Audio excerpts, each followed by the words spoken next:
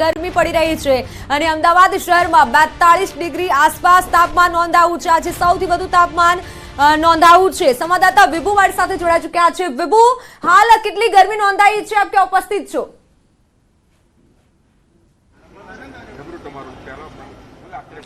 મિત્તલ, અમદાવાદ શહેરની વાત કરીએ તો આજે અમદાવાદ શહેરમાં 41 થી 42 ડિગ્રી વચ્ચે તાપમાન નોંધાવાનું હવામાન વિભાગનું અનુમાન છે। કાળઝાળ ગરમી રાજ્યમાં પડી રહી છે અને બીજી બાજુ મતદાન ચાલી રહ્યું છે। આપને દ્રશ્યો બતાવવા માંગીશ કે અમે અત્યારે બૂથ ઉપર છીએ, બોપલ વિસ્તારમાં છીએ અને આ બોપલ વિસ્તારમાં જે મતદારો છે તે જે રીતે હવામાન વિભાગ દ્વારા પણ આગાહી કરવામાં આવી હતી કે મતદાનના દિવસે કાળઝાળ ગરમી પડવાની છે, તેના કારણે વહેલી સવારથી જ આવીને લોકો મતદાન, પોતાનો મતાધિકારોનો ઉપયોગ છે તે કરી ગયા છે। તમે પણ મતદાન કર્યું છે, અત્યારે કાળઝાળ ગરમી વચ્ચે આપ મતદાન કરવા આવ્યા છો, શું કહેશો?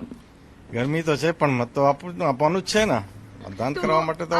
મિત્તલ, જોઈ શકો છો કે મતદારો પોતાની ફરજ નથી ચૂકતા। કાળઝાળ ગરમી વચ્ચે પણ અત્યારે મતદાન કરવા તેઓ પહોંચ્યા છે, એટલે કે અત્યારે થોડીક ધીમી ગતિએ ચાલી રહ્યું છે, પરંતુ વહેલી સવારે આપણે જે જોયું કે 7 વાગ્યાથી લાંબી કતારો છે તે જોવા મળી રહી હતી।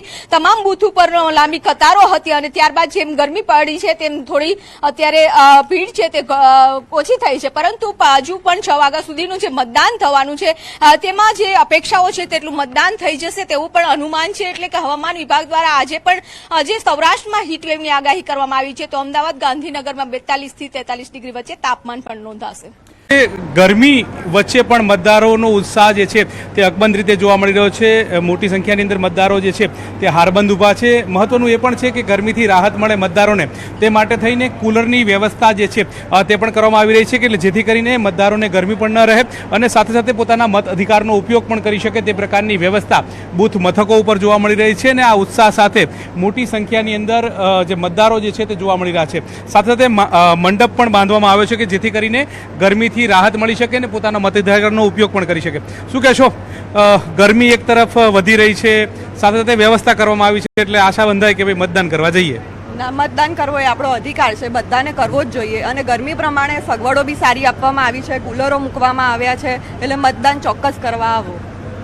શું કહેશો તમે? તમારા મતાધિકારનો ઉપયોગ કરવા માટે આવ્યા છો? મતદાન કરવું જ જોઈએ અને ગમે તેવી હોય સિઝન પણ મત આપો એ જરૂરી છે।